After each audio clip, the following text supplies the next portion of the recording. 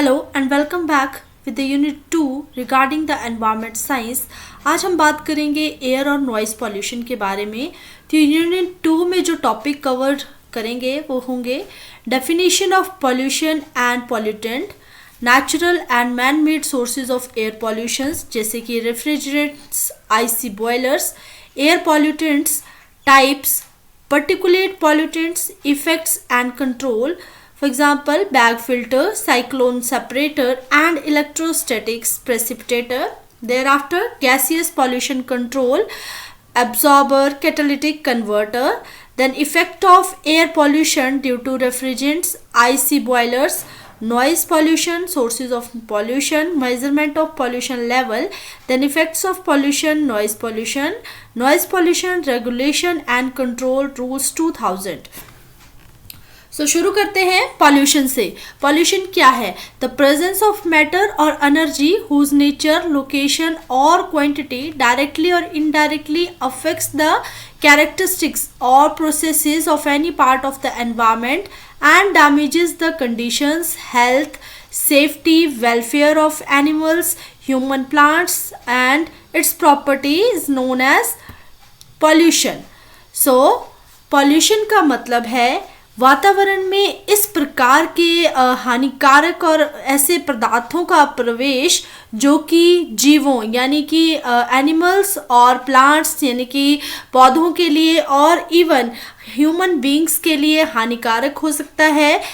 Pollution जो है वो एयर पॉल्यूशन हो सकता है, वाटर पॉल्यूशन हो सकता है, पॉल्यूशन नॉइस के कारण हो सकता है और सॉइल पॉल्यूशन हो सकता है। बहुत सारे ऐसे संसाधन हैं जिन्हें आप नेचुरल रिसोर्सेज कह सकते हैं जो कि पॉल्यूशन के द्वारा इफेक्ट होते हैं। तो मैटर क्या है? मैटर में भी गैस, लिक्विड और सॉलिड। मैटर या तो गैसियस फॉर्म में हो सकती है, लिक्विड फॉर्म में हो सकती है या फिर सॉलिड फॉर्म में हो सकता है। तो इसीलिए इसे हम कहेंगे प्रेजेंस ऑफ मैटर और एनर्जी हुज नेचर और लोकेशन और क्वांटिटी डायरेक्टली और इनडायरेक्टली अफेक्ट, यानी कि या तो गैसियस पॉल्यूशन होगा, लिक्विड और सॉलिड पॉल्यूशन होगा जो किसी भी प्लांट पार्ट या फिर एनिमल्स, ह्यूमन बीइंग्स को अफेक्ट करेगा, उसे हम पॉल्यूशन कहेंगे। एनर्जी क्या है? एनर्जी जो है हीट हो सकती है, नॉइज हो सकता है या रेडिएशंस हो सकती हैं। देन बात करते हैं पॉल्यूटेंट के बारे में। पॉल्यूटेंट क्या होते हैं? पॉल्यूटेंट इस प्रकार के अनडिजायरेबल अल्ट्रेशंस होती हैं जो कि हार्मफुल सब्सटेंसेस रहते हैं जो हमारे एनवायरनमेंट को पॉल्यूट कर सकते हैं। तो इस तरह के सब्सटेंसेस को हम पॉल्यूटेंट्स कहेंगे। तो पॉल्यूटेंट्स मीन्स अनफेवरेबल और अनडिज़ायरेबल, जो कि हमारे लिए फेवरेबल नहीं है, अनडिज़ायरेबल है, जिनके लिए हमारा कोई यूज़ नहीं है। वो ऐसे सब्सटेंसेस रहते हैं जो कि हार्मफुल रहते हैं और एनवायरनमेंट को पॉल्यूट कर सकते हैं। तो इस तरह के सब्सटेंसेस को हम कहेंगे पॉल्यूटेंट्स। जैसे कि पॉल्यूटेंट्स के अगर मैं एग्जांपल दूं तो कार्बन मोनोऑक्साइड जो कि आपके व्हीकल से रिलीज होती है, देन नाइट्रस और नाइट्रोजन ऑक्साइड जो कि बहुत सारी इंडस्ट्रियल एक्टिविटीज से रिलीज होती है, यानी कि अगर आप इंडस्ट्रीज का जहाँ पे भी सेटअप रहेगा वहाँ पर नाइट्रोजन ऑक्साइड की जो मात्रा है वो ज़्यादा पाई जाएगी एनवायरनमेंट में। तो इस तरह के जो गैसियस प्रोडक्ट्स हैं जो पॉल्यूशन क्रिएट कर रहे हैं, अनडिज़ायरेबल अल्ट्रेशन कर रहे हैं एनवायरनमेंट में, उन्हें हम पॉल्यूटेंट्स कहेंगे। Then natural sources of air pollution. What are the natural sources of air pollution? तो नेचुरल सोर्सेज हुई volcanic eruptions, sandstorms, natural forest fires जो कि ऐश और डस्ट को एनवायरनमेंट में इंट्रोड्यूस कर रहे हैं और हार्मफुल है हेल्थ और एनवायरनमेंट के लिए। तो इस तरह के नेचुरल सोर्सेज रहेंगे। वॉल्केनिक एरप्शंस में क्या होगा कि वॉल्केनोज जो हैं वो रिलीज करेंगे गैसेस रहेंगी आपकी पॉल्यूटेंट्स, जैसे कि सल्फर डाइऑक्साइड जब रिलीज होगी तो ऐश निकलेगी जैसे कि राख की फॉर्म में और कुछ एरोसोल्स जो कि एटमॉस्फेयर में रिलीज होंगे। तो वॉल्केनिक इरप्शंस आपका नेचुरल सोर्स होगा पॉल्यूशन का। देन आपके वाइल्ड फायर्स, जैसे कि आप फॉरेस्ट फायर को कहेंगे वाइल्ड फायर्स, क्या होगा कि फॉरेस्ट में जब फायर होगी या फिर कुछ नेचुरली फायर का कॉज बनेगा तो कोई गैस जैसे कि कार्बन मोनोऑक्साइड रिलीज हो सकती है और कुछ ऑर्गेनिक कंपाउंड्स जो हैं वो एनवायरनमेंट में रिलीज हो सकते हैं, तो इसीलिए हम इन्हें नेचुरल रिसोर्सेज कहेंगे एयर पॉल्यूशन का। देन सैंड स्टॉर्म या फिर आप कह सकते हैं डस्ट स्टॉर्म, तो इसमें क्या होगा कि जैसे ही जो स्ट्रॉन्ग विंड यानी कि हवा जब ज़्यादा तेज़ी से चलेगी तो एक लार्ज अमाउंट में डस्ट और सैंड को लेके चलेगी, जिसकी वजह से क्या होगा कि एयर की जो क्वालिटी है वो डिग्रेड हो जाएगी, तो इसीलिए इसे हम नेचुरल सोर्स ऑफ पॉल्यूशन का नाम देते हैं। देन और भी बहुत सारे ऐसे सोर्सेज हैं, जैसे कि लाइटनिंग हो रही है। लाइटनिंग में भी क्या होता है कि नाइट्रोजन ऑक्साइड प्रोड्यूस होती है जो एयर में पॉल्यूशन कॉज कर सकती है। देन कुछ रेडिएशंस हैं जो कि नेचुरली रेडियो एक्टिव सब्सटेंसेस रहते हैं या रेडियो एक्टिव गैसेज होती हैं जो कि रिलीज होती हैं जब भी आप जैसे कि होम में होगा या किसी बिल्डिंग में कुछ इस तरह की गैसेज रहेंगी, वो रिलीज होंगी एटमॉस्फेयर में, तो एक प्रकार का पॉल्यूशन क्रिएट करेंगी। Then on the basis of natural disposal pollutants are of two types. Pollutants जो हैं दो तरह के होते हैं। सबसे पहले बात करते हैं what are non degradable pollutant and what are biodegradable pollutants.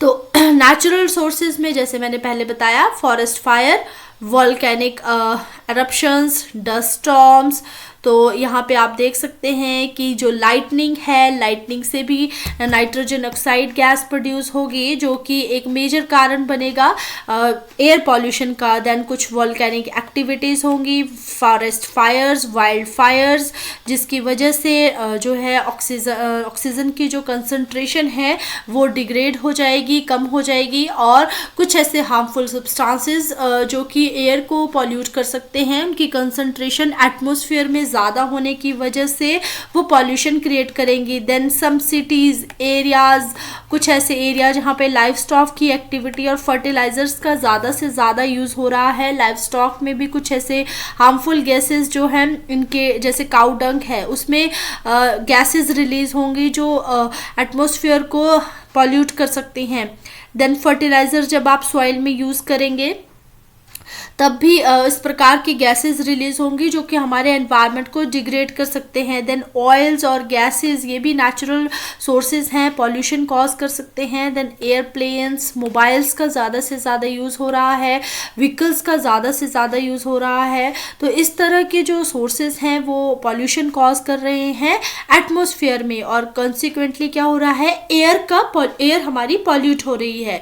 Then non degradable pollutant, जैसे कि बताते हैं कि नॉन डिग्रेडेबल पॉलीमर्स या नॉन डिग्रेडेबल पॉल्यूटेंट्स इस तरह के पॉल्यूटेंट्स रहते हैं जो कि बहुत ही स्लो रेट से डिग्रेड होते हैं, यानी कि जिनकी जो डिकम्पोजिशन है बहुत ही धीरे धीरे होती है by the natural biological processes. Natural biological processes आएंगी आपकी, जैसे कि कोई भी माइक्रो ऑर्गेनिज्म है, जैसे बैक्टीरिया हो गया, फंजाई हो गया, जो पॉल्यूटेंट्स के ऊपर फीड करेगा उन्हें धीरे धीरे डिग्रेड करेगा। तो इस तरह के जो पॉल्यूटेंट्स रहते हैं वो एनवायरनमेंट में लंबे टाइम तक अकमुलेट रहते हैं। फॉर एग्जांपल सॉल्ट्स हो गए आपके, मेटालिक ऑक्साइड्स होगी, कोई भी मेटल है उसकी कुछ ऑक्साइड्स की फॉर्म है, वो नॉन डिग्रेडेबल पॉल्यूटेंट हैं। कुछ ऐसा वेस्ट मटेरियल जैसे कि एल्यूमिनियम कैंस, मर्क्यूरिक सॉल्ट्स हो गए, वो आपके नॉन डिग्रेडेबल पॉल्यूटेंट्स में रहते हैं। और पॉलीथीन आपका आ गया, पॉलीविनाइल क्लोराइड आ गया, पॉलीएस्टर्स आ गए, मतलब कि ये ऐसे पॉल्यूटेंट्स रहेंगे जो कि माइक्रो ऑर्गेनिजम्स या किसी भी बायोलॉजिकल प्रोसेसेस से बहुत ही धीरे धीरे, आप कह सकते हैं बहुत स्लो रेट पे डिग्रेड रहेंगे, तो इन्हें हम नॉन बायोडिग्रेडेबल पॉल्यूटेंट्स कहेंगे। देन बात करते हैं बायोडिग्रेडेबल पॉल्यूटेंट्स के बारे में। बायोडिग्रेडेबल पॉल्यूटेंट्स जो हैं वो या तो नेचुरली या फिर किसी आर्टिफिशियल वे से डिग्रेड हो जाएंगे इजीली, और इस तरह के जो पॉल्यूटेंट्स हैं वो सीरियस प्रॉब्लम क्रिएट कर सकते हैं जब ज़्यादा अकमुलेशन हो जाती है इनकी एटमॉस्फेयर में या फिर एनवायरनमेंट में। यहाँ पे आप देख सकते हैं बायोडिग्रेडेबल और नॉन बायोडिग्रेडेबल में जितना भी आपका प्लास्टिक मटेरियल है, पॉलीथीन है या फिर प्रोपाइलीन है, पॉलीविनाइल क्लोराइड्स हैं, पॉलिएस्टर्स हैं या फिर कुछ कैंस हैं, एल्यूमिनियम कैंस हैं, वो आपके नॉन बायोडिग्रेडेबल जो पॉल्यूटेंट्स हैं उनका सोर्स हैं। देन नेक्स्ट बात करते हैं कि what are man made pollution, कि मैन मेड पॉल्यूशन क्या है। मैन मेड पॉल्यूशन का मतलब है कि जब जो है ह्यूमन बीइंग रिस्पॉन्सिबल है पॉल्यूशन को क्रिएट करने के लिए। तो इसका मेन कारण है ओवर पॉपुलेशन, यानी कि पॉपुलेशन की ज़्यादा ग्रोथ हो रही है जिसकी वजह से हम एडवांस्ड टेक्नोलॉजीज़ का यूज़ कर रहे हैं, ज़्यादा से ज़्यादा व्हीकल्स का यूज़ हो रहा है, इंडस्ट्रीज़ का यूज़ हो रहा है और ज़्यादा से ज़्यादा फर्टिलाइज़र्स यूज़ किए जा रहे हैं। तो इस तरह के जो कॉज हैं वो मैन मेड पॉल्यूशन की वजह से रहते हैं। तो हम क्या कर रहे हैं कि ज़्यादा से ज़्यादा ग्रीन हाउसेज़ को डेवलप कर रहे हैं जिसकी वजह से ग्रीन हाउस गैसेस का एमिशन हो रहा है, फॉरेस्ट फायर्स का एमिशन हो रहा है, हम डिग्रेड कर रहे हैं लैंड को जिसकी वजह से टॉक्सिक्स जो मटेरियल है वो रिवर और वाटर के रिसोर्सेज में जा रहा है। तो ये मेजर सोर्स है मैन मेड पॉल्यूशन का। या फिर आप जितने भी बिल्डिंग्स की कंस्ट्रक्शंस कर रहे हैं और कुछ ऐसे एक्टिविटीज़ हो रही हैं जो कि हमारे एयर को पॉल्यूट कर रही हैं या फिर एनवायरनमेंट को पॉल्यूट कर रही हैं, तो आपके man made sources of pollution रहते हैं। देन सबसे पहले बात करेंगे एयर पॉल्यूशन और एयर पॉल्यूटेंट्स के बारे में। तो एयर पॉल्यूशन क्या है? Air pollution means the discharge of harmful gases, dust and smoke into the atmosphere causes the air pollution. Air pollution मतलब कि जब आप कि कोई गैसेस जो कि हार्मफुल हैं, डस्ट है और किसी प्रकार का स्मोक है जो एटमॉस्फेयर में रिलीज हो रहा है और पॉल्यूशन को क्रिएट कर रहा है, यानी कि एयर की क्वालिटी को डिग्रेड कर रहा है, तो उसे हम कहेंगे air pollution. Then when these harmful substances enters the air around us, they may cause irreversible damage to the humans and to our environment। तो यस, ये सारे पॉल्यूशन जो हैं वो डैमेज कर सकते हैं ह्यूमन बींग्स को, यानी कि बहुत सारी बीमारियां लग सकती हैं और एनवायरनमेंट जो हम जब हमारा डिग्रेड होगा इस तरह के पॉल्यूशन से। तो जैसे एयर पॉल्यूशन में बात करें तो आप यहाँ पिक्चर में देख सकते हैं प्राइमरी पॉल्यूटेंट्स रहते हैं, देन सेकेंडरी पॉल्यूटेंट्स रहते हैं। तो एयर पॉल्यूशन में मेन जो कॉजेज़ हैं वो दो हैं, primary and secondary pollutants. Then जो प्राइमरी पॉल्यूटेंट्स के सोर्सेज हैं वो हैं नेचुरल सोर्सेज, मोबाइल सोर्सेज और स्टेशनरी सोर्सेज। तो मोबाइल सोर्सेज में आपके आगे व्हीकल्स यानी कि जो मूव कर रहे हैं, नेचुरल सोर्सेज में आपके आगे वोल्केनिक एक्टिविटीज़ या फिर forest fires. Then stationary sources में आपकी जितनी भी आप इंडस्ट्रीज़ का सेटअप हो रहा है उसकी वजह से गैसेज रिलीज हो रही हैं, जैसे कि carbon monoxide, carbon dioxide, sulphur dioxide, nitrous oxide, nitrogen oxide और कुछ ऐसे हाइड्रोकार्बन या कुछ ऐसे सस्पेंडेड पार्टिकल्स जो कि एयर में रिलीज हो रहे हैं। तो ये प्राइमरी पॉल्यूटेंट्स रहेंगे। देन सेकेंडरी पॉल्यूटेंट्स में आपके जब ये गैसेस जो हैं, जैसे कि प्राइमरी पॉल्यूटेंट्स जब केमिकल रिएक्शन होगी प्राइमरी पॉल्यूटेंट्स में तो ये क्या करेंगे, सेकेंडरी पॉल्यूटेंट्स का जो एक फेस ले लेंगे, जैसे कि नाइट्रोजन ऑक्साइड हाइड्रोजन के साथ कंबाइन करेगी तो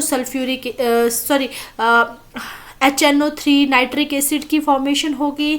देन कार्बन डाइऑक्साइड और सल्फर के जब ऑक्साइड्स के कंपोनेंट जब हाइड्रोजन के साथ कंबाइन करेंगे तो सल्फ्यूरिक एसिड की फॉर्मेशन होगी, यानी कि प्राइमरी पॉल्यूटेंट्स में जब केमिकल रिएक्शन हो रही है एटमॉस्फेयर में तो वो सेकेंडरी पॉल्यूटेंट्स का रूप ले रहे हैं। देन यहाँ पर्टिकुलेट मैटर आप देख सकते हैं, एयर पॉल्यूटेंट्स जो है उसमें पर्टिकुलेट मैटर आता है, जैसे कि कोर्स पर्टिकुलेट मैटर जिसका जो साइज़ है, कोर्स पर्टिकुलेट मैटर का साइज़ 2.5 से लेके 10 माइक्रोमीटर तक जो है वो वेरी करता है। देन उसी तरह से फाइन, उसका जो साइज़ रहेगा less than 2.5 micrometre. Then ultra fine particulate matter का जो साइज़ है वो लेस देन 0.1 माइक्रोमीटर रहेगा। देन गैसेस की फॉर्म में जो पॉल्यूशन क्रिएट कर रहे हैं वो है ground level ozone layer, ozone O3, then nitrogen oxide, sulphur oxide dioxide, carbon monoxide and some volatile organic compounds, जो कि एयर पॉल्यूशन का मेन कॉज है। देन अब बात करेंगे कि व्हाट आर रेफ्रिजरेंट्स और व्हाट आर आईसी बॉयलर्स।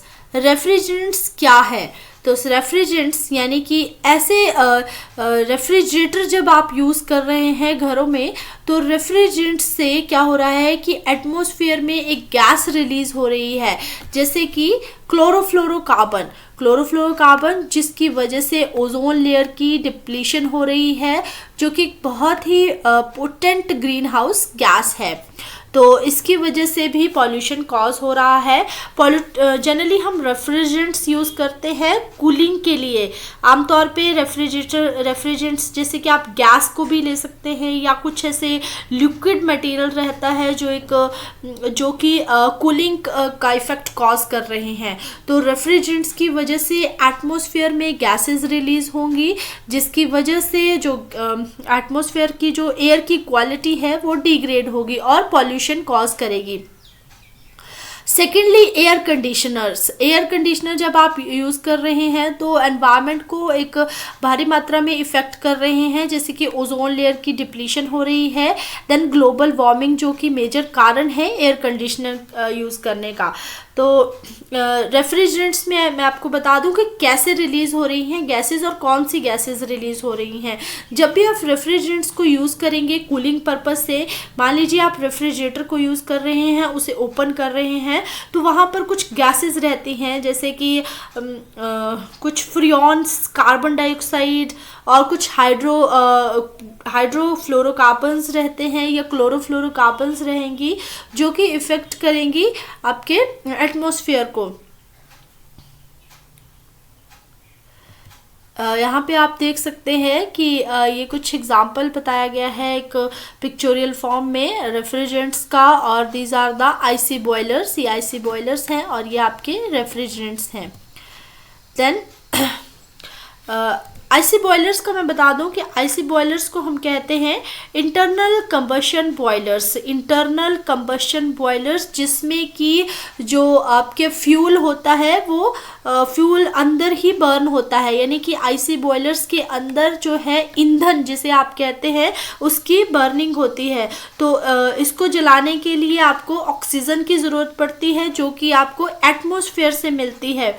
तो इस तरह से जो आईसी बॉयलर्स रहते हैं वो भी हमारे एटमॉस्फेयर को इफ़ेक्ट कर रहे हैं।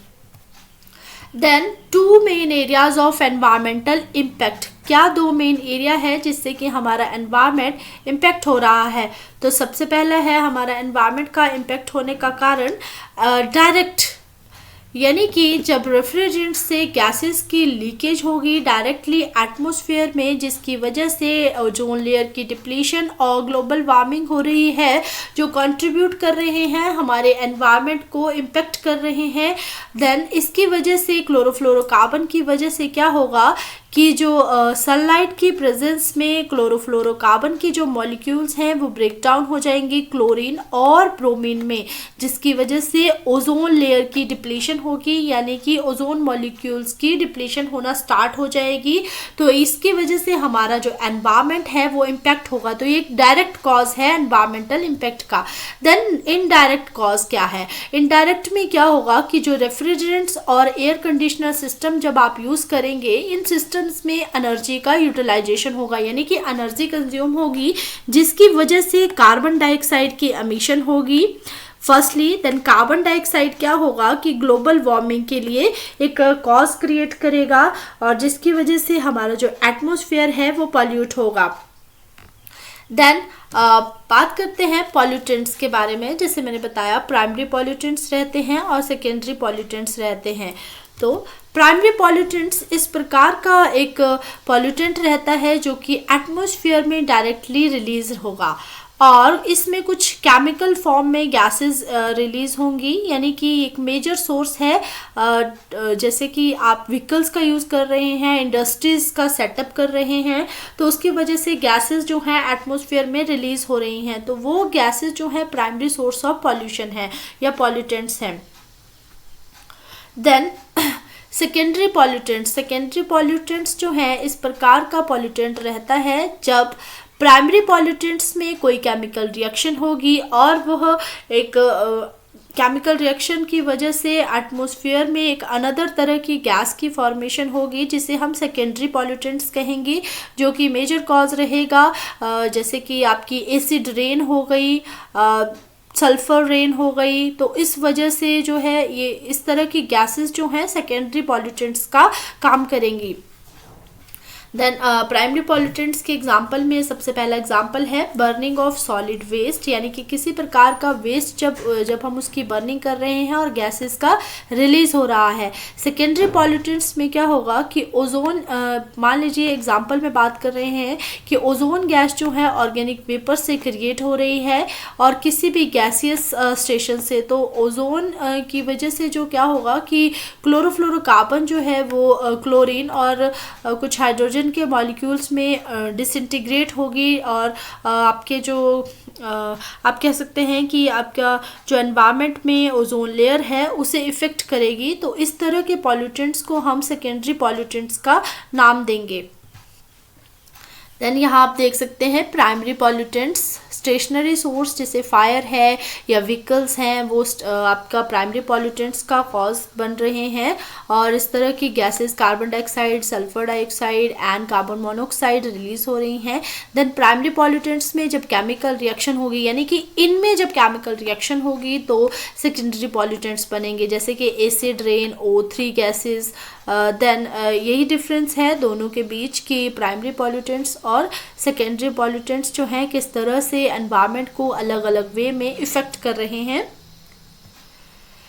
देन प्राइमरी पॉल्यूटेंट्स में बात करते हैं एग्जाम्पल से, जैसे कि sulphur dioxide. Sulphur dioxide generally coal के कंबशन से, यानी कि जब कोयले को बर्न किया जाता है किसी भी थर्मल पावर प्लांट में, तो सल्फर डाइऑक्साइड रिलीज होती है, यानी कि सल्फर डाइऑक्साइड प्रोड्यूस होगी, जिसकी वजह से स्मोक और एसिड रेन जो है वो पाई जाती है। देन नाइट्रोजन ऑक्साइड की वजह से एसिड रेन और स्मोक की प्रॉब्लम एटमॉस्फेयर में रहती है और नाइट्रोजन ऑक्साइड रिलीज होगी बर्निंग ऑफ फ्यूल्स, जो कि स्पेसिफिकली पेट्रोल, डीजल और कोयले से मतलब उनकी कंबशन से पाई जाती है। देन कार्बन मोनोऑक्साइड एक इनकम्प्लीट कंबशन जब फ्यूल का होगा, जैसे कि नेचुरल गैस, कोल और वुड का जब कंबशन होगा तो उसकी वजह से कार्बन मोनोऑक्साइड जो है एटमॉस्फेयर में रिलीज होगी। देन क्लोरोफ्लोरोकार्बन, जो कि मेनली जब रेफ्रिजरेंट्स का यूज़ किया जाएगा तो उसकी वजह से रिलीज होगी। देन कार्बन डाइऑक्साइड और ग्रीन हाउस गैसेस जो कि कंबशन की वजह से रिलीज होती हैं, तो ये सारे के सारे प्राइमरी पॉल्यूटेंट्स हैं। देन अनदर प्राइमरी पॉल्यूटेंट्स आपके आगे कुछ सस्पेंडेड पार्टिकुलेट मैटर, जैसे कि स्मोक, डस्ट हो गई या वेपर्स हो गए, जो कि एयर में सस्पेंड रहते हैं और primary pollutants as well as secondary pollutants का काम करेंगे। देन ये एग्जांपल्स हैं जो मैं बता रही हूँ प्राइमरी पॉल्यूटेंट्स के। देन कुछ टॉक्सिक मेटल्स होगी, जैसे कि लेड, कैडमियम, कॉपर, जो कि एनवायरनमेंट में रिलीज होती हैं जब पेट्रोल या फिर हेयर डाई जैसे प्रोडक्ट्स को यूज़ किया जाता है, पेंट्स को यूज़ किया जाता है या फिर बैटरीज की कंबशन होती है। Then another example is volatile organic compound, जैसे कि हाइड्रोकार्बन फ्यूल जब रिलीज होगा एटमॉस्फेयर में। देन अमोनिया जो है जनरली एग्रीकल्चरल एक्टिविटीज़ से रिलीज होती है। जब भी आप ज़्यादा से ज़्यादा फर्टिलाइजर्स का यूज़ करेंगे सॉइल में तो अमोनिया गैस की रिलीज होगा। देन रेडियो एक्टिव पॉल्यूटेंट्स जो हैं जनरली न्यूक्लियर एक्सप्लोजन से या फिर वॉर एक्सप्लोजर्स में जब यूज़ किए जाते हैं, कुछ ऐसे मटेरियल्स जिनकी वजह से रेडियो एक्टिव सब्सटेंसेस या रेडियो एक्टिव पॉल्यूटेंट्स रिलीज होते हैं एटमॉस्फेयर में, तो ये प्राइमरी पॉल्यूटेंट्स हैं। देन सेकेंडरी पॉल्यूटेंट्स में आपका पर्टिकुलेट मैटर रहेगा, यानी कि गैसियस जो प्राइमरी पॉल्यूटेंट्स हैं वो, उनमें जब कोई केमिकल रिएक्शन होगी तो वो सेकेंडरी पॉल्यूटेंट्स का काम करेंगे, जैसे कि स्मोक और nitrogen dioxide.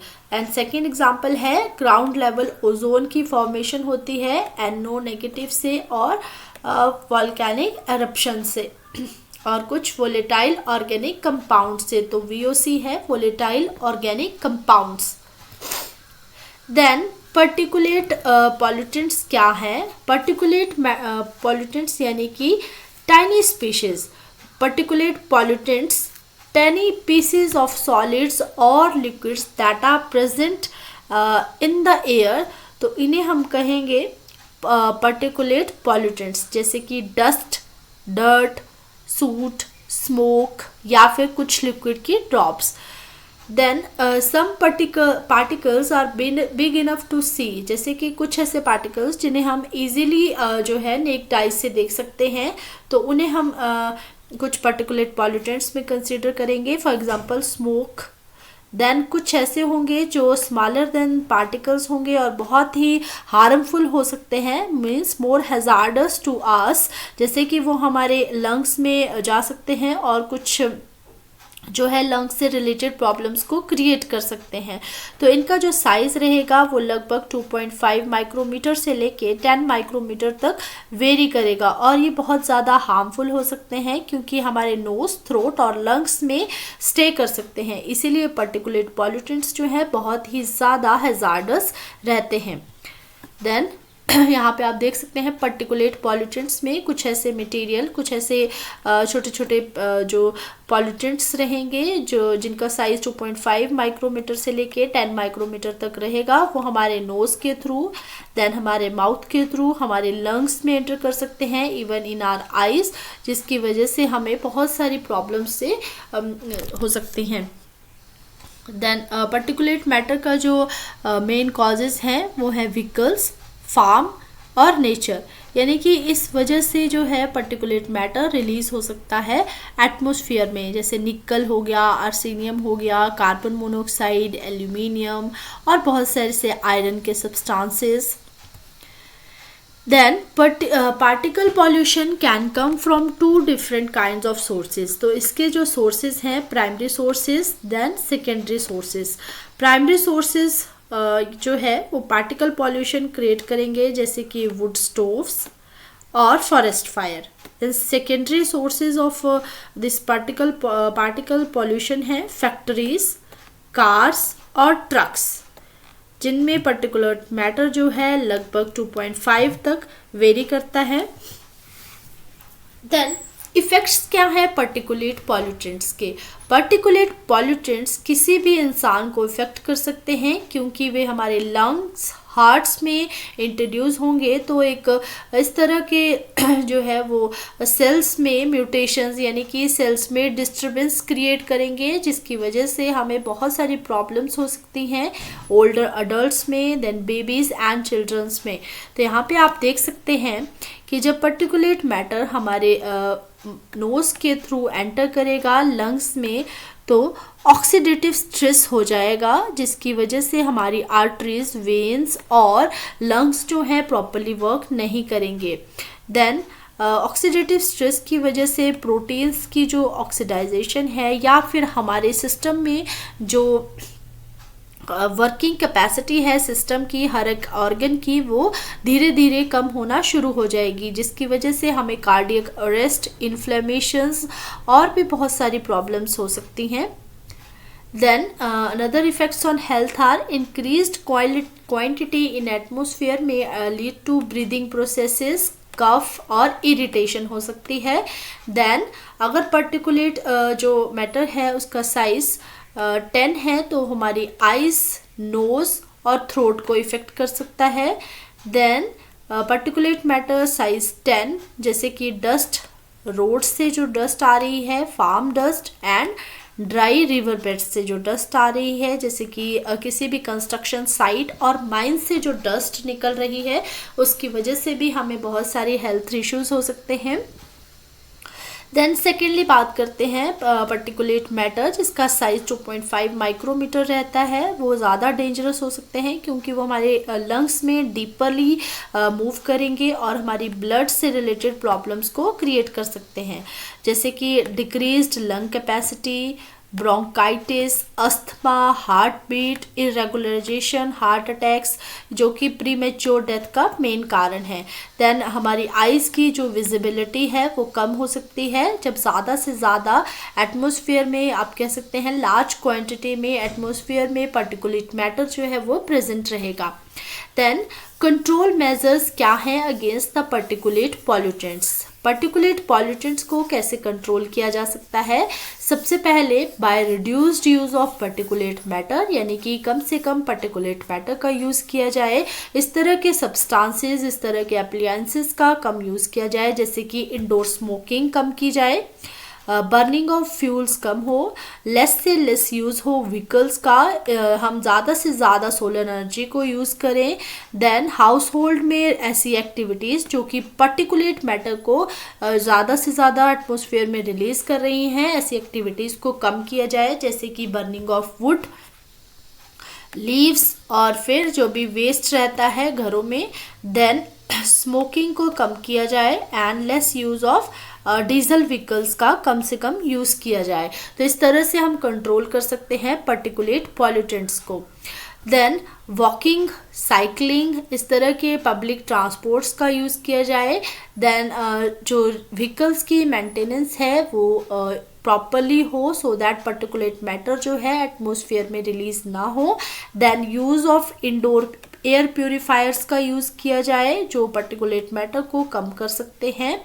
Then energy, basically solar energy का यूज़ किया जाए, बायोगैस प्लांट्स का, एंड रेन वाटर हार्वेस्टिंग की जाए, जिसकी वजह से पॉल्यूशन को और पर्टिकुलेट मैटर को कम किया जा सकता है। देन यहाँ पे एग्जाम्पल है पर्टिकुलेट मैटर को कम करने का, जैसे कि बैग फिल्टर्स। तो बैग फिल्टर्स जो है पर्टिकुलेट मैटर को एक इस तरह की डिवाइस है जो पर्टिकुलेट मैटर यानी कि पॉल्यूशन को कम करती हैं।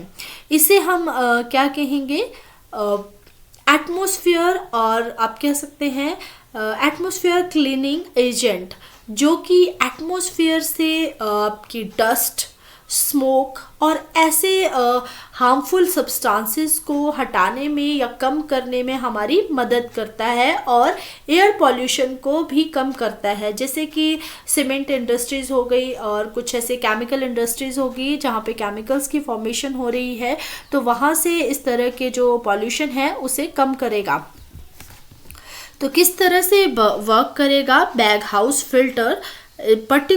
removes the particulates by forcing air through a filter fabric, यानी कि इसमें एक फिल्टर फैब्रिक लगा होता है जो कि फिल्टर करेगा पर्टिकुलेट मैटर को जब भी एयर को फोर्सली इंट्रोड्यूस किया जाएगा।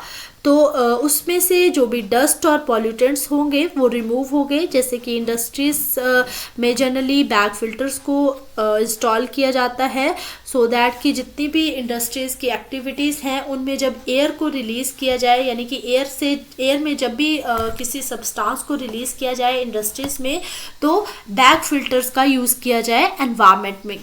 देन यहाँ पे आप देख सकते हैं बैग फिल्टर्स में एक क्लीनिंग एयर इनलेट होती है जहाँ पर क्लीन एयर को इंट्रोड्यूस किया जाता है और यहाँ पर फिल्टर आउटलेट्स लगी होती हैं। देन जितनी भी क्लीन एयर है वो फिल्टर इनलेट से पूरे के पूरे जो पर्टिकुलेट मैटर है उसे प्योरीफाई करेगी, देन एक प्योर्ड फॉर्म में एयर में इंट्रोड्यूस करेगी जो कि हार्मफुल सब्सटेंसेस नहीं होंगे एटमॉस्फेयर के लिए। Then here is the working of bag house filters. Bag house filters में series of filters लगे होते हैं जो कि एयर को कंटामिनेट यानी कि प्रदूषित होने से बचाते हैं। ये फिल्टर्स जो हैं कैप्चर करेंगे पॉल्यूटेंट्स को जिनका जो साइज़ है वो वेरी करता है 2.5 से लेके 10 माइक्रोमीटर तक। देन इसमें दो तरह के स्टेप रहते हैं। फॉर रिमूवल ऑफ कंटामिनेंट्स जो कि एयर को कंटामिनेट करते हैं, और ये सब माइक्रोन पार्टिकल्स को भी कलेक्ट कर सकते हैं। तो क्या बताया मैंने, सबसे पहले इसमें सीरीज ऑफ फिल्टर्स लगे होते हैं जो कंटामिनेटेड एयर यानी कि जो प्रदूषित एयर है या प्रदूषित जो वायु है उसे प्योरीफाई करने में मदद करते हैं, यानी कि पॉल्यूटेंट्स को कैप्चर करेंगे, और किस तरह के पॉल्यूटेंट्स जिनका जो साइज़ है वो सब माइक्रोन पार्टिकल्स तक भी हो सकता है। तो यहाँ पर क्लीन एयर को इंट्रोड्यूस किया जाता है और ये सीरीज ऑफ फिल्टर्स लगे हैं। यहाँ पे आप देख सकते हैं ये फिल्टर्स हैं और इसे हम फिल्टर बैग कहेंगे, और यहाँ से एयर को इनलेट किया जाता है, और क्लीन एयर यहाँ से जैसे ही एयर को इनलेट किया जाएगा किसी भी इंडस्ट्री से, तो यहाँ से फिल्ट्रेशन प्रोसेस होगा और एक क्लीन एयर जो है वो एटमॉस्फेयर में इंट्रोड्यूस की जाएगी। देन जब भी वर्किंग की बात करते हैं, जब भी कंटामिनेटेड एयर एंटर करेगी इन फिल्टर्स के थ्रू, यानी कि इन्हें हम कहेंगे वूवन फिल्टर फैब्रिक, तो क्या होगा कि जितने भी लार्ज पार्टिकल्स होंगे वो फिल्टर बैग की जो पॉकेट्स होंगी वहाँ पे अटैच हो जाएंगे, और उसके बाद क्या होगा, एयर को कंटिन्यू फ्लो करने में फिल्टर्स के थ्रू हेल्प करेंगे। देन जो ये पहला प्रोसेस हो गया, लार्ज पार्टिकल्स जो हैं वो पॉकेट्स में, फिल्टर बैग की जो पॉकेट्स हैं वहाँ पर जो है वो टाई अप हो जाएंगे, बन जाएंगे, यानी कि कॉट हो जाएंगे। देन उसके बाद जो स्मॉलर पार्टिकल्स हैं वो फिल्टर मीडिया के ऊपर चिपक जाएंगे, एक तरह से ट्रैप हो जाएंगे, और जितनी भी कंटामिनेटेड एयर है वो इन पॉकेट्स से होते हुए जो है वो रिलीज हो जाएगी। देन जो एयर है उसे क्लीन करने में हेल्प करेगी। देन क्या होगा कि जितनी भी फिल्टर्ड एयर होगी उसे डिस्चार्ज किया जाएगा एटमॉस्फेयर में, जिसमें किसी भी प्रकार के कंटामिनेंट्स जो हैं वो नहीं होंगे, और जो सारे के सारे कंटामिनेंट्स हैं वो बैग हाउस फिल्टर में के बैग्स में जो है वो ट्रैप हो जाएंगे। तो सबसे पहले वूवन फिल्टर फैब्रिक का वर्क होगा, जो कि जिसमें कि फिल्टर बैग की जो पॉकेट्स होंगी वहाँ पे लार्ज पार्टिकल ट्रैप होंगे। देन जो स्मॉलर पार्टिकल होंगे वो फिल्टर मीडिया में ट्रैप होंगे। तो इस तरह से बैग हाउस फिल्टर जो है वो वर्क करते हैं। अब बात करते हैं कि किस तरह के जो मटेरियल्स हैं बैग हाउस फिल्टर में यूज़ किए जाते हैं। तो polyester, heat resistant nylon, glass fibre, इस तरह के मटेरियल्स को जनरली बैग हाउस फिल्टर में इंस्टॉल किया जाता है। जैसे कि ट्राइबो इलेक्ट्रिक डस्ट मॉनिटर होता है जो कि फाइंड आउट करता है डस्ट की लीकेज को और प्रिवेंट करता है एयर पॉल्यूशन को। Then advantages of using the industrial bag filter system. सबसे पहला एडवांटेजेस है ability to remove the wide variety of contaminants. इसका मतलब है कि पर्टिकुलेट मैटर जिसका साइज जो है कुछ माइक्रोमीटर से लेके मैक्रोमीटर तक वेरी करता है, उन्हें कंट्रोल कर सकती हैं, उन्हें ट्रैप कर सकते हैं। Then ability to operate continuously, यानी कि कॉन्टिन्यूसली बैग हाउस फिल्टर को यूज़ किया जाता है और इसमें मिनिमल मेंटेनेंस रिक्वायर्ड रहती है। देन नेक्स्ट तरह के फिल्टर्स हैं या सेपरेटर्स जिन्हें आप कह सकते हैं साइक्लोन सेपरेशन। साइक्लोन सेपरेशन में वॉर्टेक्स को यूज़ किया जाता है इंस्टेड ऑफ फिल्टर्स। तो इसमें जितना भी पर्टिकुलेट मैटर रहेगा गैस, एयर और लिक्विड स्टीम में, उसे रिमूव किया जाता है। इसमें दो तरह के सेपरेटर्स होते हैं, एक हाइड्रोसाइक्लोन्स कहते हैं जो कि लिक्विड से पर्टिकुलेट मैटर को, यानी कि लिक्विड से जो पॉल्यूशन है, पॉल्यूटेंट है, उसे रिमूव करेगा। दूसरा होगा गैस साइक्लोन। गैस साइक्लोन क्या करेगा, रिमूवल करेगा पर्टिकुलेट मैटर की फ्रॉम द गैसेस। सो इस तरह से सॉलिड्स और फ्लूइड्स से एक ग्रेविटी के इफेक्ट से आप कह सकते हैं वॉर्टेक्स में क्या होगा, रोटेशनल इफेक्ट होगा, ग्रेविटी का इफेक्ट होगा, और जो गैस और सॉलिड है या फिर फ्लूइड है उससे सेपरेट किया जाएगा मिक्सचर्स को। Then this is the cyclone separator, इसे हम वॉर्टेक्स कहते हैं। This is the vortex form of cyclone separator. तो यहाँ पे क्या होगा कि ये पूरी की पूरी, पहले आप इसको समझ लीजिए कि साइक्लोन सेपरेटर में कितने पार्ट रहते हैं। तो इसमें साइक्लोन बॉडी रहेगी, देन यहाँ पे एक कॉनिकल सेक्शन होगा, इसे हम कॉनिकल सेक्शन कहेंगे। यहाँ से डर्टी एयर को इंट्रोड्यूस किया जाता है जिसे इनलेट कहेंगे। और यहाँ पर ये सेपरेटर है जो ग्रेविटी की फॉर्म में, ग्रेविटी से वर्क करेगा। देन यहाँ से गैस आउटलेट ट्यूब है जो क्लीन एयर को एटमॉस्फेयर में रिलीज करेगी।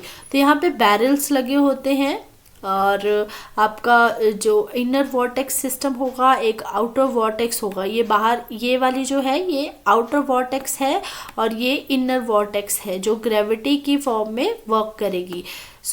इसीलिए इसे हम एक साइक्लोन सेपरेटर का भी नाम देते हैं, यानी कि जैसे साइक्लोन्स की मूवमेंट होती है जब साइक्लोन आता है, उसी तरह से ये वर्क करेगा। Then working of cyclone separator, इसमें एयर का जो फ्लो रहता है वो ज़्यादा स्पीड में रहेगा, यानी कि जो रोटेटिंग कैपेसिटी है साइक्लोन की, उस सिलेंड्रिकल और कॉनिकल कंटेनर को रोटेट करने की, वो होगी due to high speed of air. Then air जो है एक हेलिकल पैटर्न में इंट्रोड्यूस की जाएगी, इसे हम एक हेलिकल पैटर्न कहते हैं, यानी कि इस फॉर्म में एयर को इंट्रोड्यूस किया जाएगा साइक्लोन के अंदर। And then at the end of the bottom, top से लेके एंड तक इस तरह से एयर का फ्लो होगा, जिसमें क्या होगा कि एग्जिस्टिंग जो साइक्लोन होगा वो एक स्ट्रेट स्ट्रीम में जितने भी डस्ट पार्टिकल्स होंगे, लार्ज या फिर डेंसर, उन्हें रिमूव करेगा by tight curving of the steam, यानी कि टाइटली होल्ड करेगा जो भी स्टीम हम इंट्रोड्यूस करेंगे या एयर इंट्रोड्यूस करेंगे जहाँ से पर्टिकुलेट मैटर को रिमूव करना है। इस वे में ये वर्क करेगा, जिसकी वजह से क्या होगा कि जो आउटसाइड की जो वॉल होगी जब स्ट्राइक करेगी एयर, तो आउटसाइड की जो वॉल होगी वो वर्क करेगी। देन जो बॉटम होगा साइक्लोन का, वहाँ से रिमूव हो जाएगा सारा का सारा पर्टिकुलेट मैटर। तो इस तरह से रोटेशनल फ्लो की मदद से, रोटेशनल मूवमेंट की मदद से साइक्लोन सेपरेटर जो है वर्क करेगा और एयर की स्टीम को प्योरीफाई करेगा। देन यूजेस ऑफ साइक्लोन्स, जैसे कि सॉ मिल्स में यूज़ किया जाता है सॉ डस्ट को रिमूव करने के लिए। साइक्लोन सेपरेटर का यूज़ ऑयल रिफाइनरीज में यूज़ किया जाता है, ऑयल्स और गैसेस को जो है प्योरीफाई करने के लिए। सीमेंट इंडस्ट्रीज़ में यूज़ किया जाता है। कुछ इंडस्ट्रियल और प्रोफेशनल किचन्स में वेंटिलेशन में सेपरेशन के लिए यूज़ किया जाता है। जितनी भी एग्जॉस्ट एयर होती है वहाँ से ग्रीस को रिमूव करने के लिए भी साइक्लोन सेपरेटर्स का यूज़ किया जाता है। Then electrostatic precipitators, electrostatic precipitators जो हैं वो इलेक्ट्रिकल एनर्जी का यूज़ करेंगे to remove the particles from a gas streams. Gas stream से जो पर्टिकुलेट मैटर है जो पॉल्यूशन का कॉज है उसमें उसे रिमूव किया जाएगा by using the electrical energy. Then यानी कि जितनी भी चार्ज्ड पार्टिकल्स रहेंगे या तो वो पॉजिटिवली चार्ज होंगे या नेगेटिवली चार्ज होंगे, तो उस वे से वो चार्ज्ड पार्टिकल जो हैं अपोजिट एंड की तरफ अट्रैक्ट होंगे और कलेक्ट करेंगे अलग अलग प्लेट पे अलग अलग तरह के पार्टिकल मैटर को, जिसकी वजह से जो डस्ट है या पार्टिकल्स हैं जैसे स्मोक है किसी भी गैस स्ट्रीम में, उसे चार्ज किया जाएगा इलेक्ट्रोस्टैटिक चार्ज के द्वारा और वो अलग अलग डायरेक्शन में जो है वो ट्रैप हो जाएंगे, अलग अलग चार्ज की तरफ अट्रैक्ट होंगे एंड देन सेपरेशन जो है इजीली हो जाएगी किसी भी प्रकार के पॉल्यूटेंट्स की। Then these are the electrostatic separators. And जैसे कि यहाँ से गैस का फ्लो किया जाएगा जिसमें कि बहुत सारे पार्टिकुलेट मैटर रहेंगे। पहले ये पर्टिकुलेट मैटर जो है अनचार्ज रहेंगे। देन यहाँ पे इलेक्ट्रिक फील्ड होगी जहाँ से नेगेटिव से लेके पॉजिटिव एंड तक इलेक्ट्रोड लगेगा और यहाँ पे चार्जिंग होगी इस मटेरियल की। तो जब इन मटेरियल को इंट्रोड्यूस किया जाएगा तो ये आप देख सकते हैं यहाँ पर नेगेटिवली चार्ज्ड है और ये पॉजिटिवली चार्ज्ड है, एंड ये अपोजिटली पॉजिटिव और नेगेटिवली चार्ज्ड है। तो यहाँ पे जब एक इलेक्ट्रिक फील्ड को अप्लाई किया जाएगा तो अलग अलग मटेरियल जो है अलग अलग चार्ज की तरफ अट्रैक्ट होगा, और यानी कि अपोजिट चार्ज की तरफ अट्रैक्ट होगा, और जितनी भी जो क्लीन गैस है वो एग्जिट कर जाएगी इलेक्ट्रोस्टैटिक सेपरेटर से।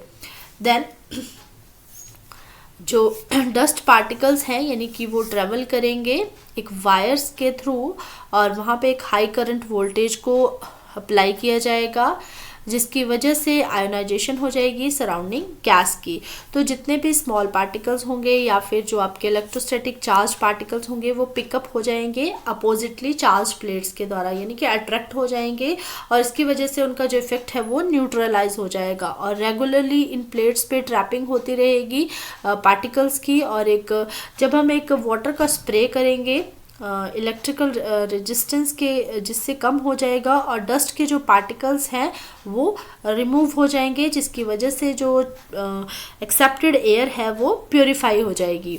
So, electrostatic precipitators are an efficient way of removing the particles and do not cause a significant pressure drop across the unit। यानी कि इलेक्ट्रिसिटी या electric high voltage current apply जब करेंगे तो इसमें किसी भी प्रकार का प्रेशर ड्रॉप नहीं होगा, यानी कि इसकी वर्किंग जो है वो कम नहीं होगी, और ये एक सिग्निफिकेंटली वे में वर्क करेगा to remove the particles of high density और low density particles of different charges को।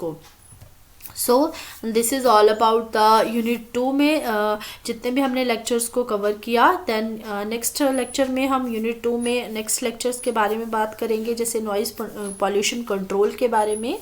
So this is all about the electrostatic precipitators and cyclone separators and different types of pollutions.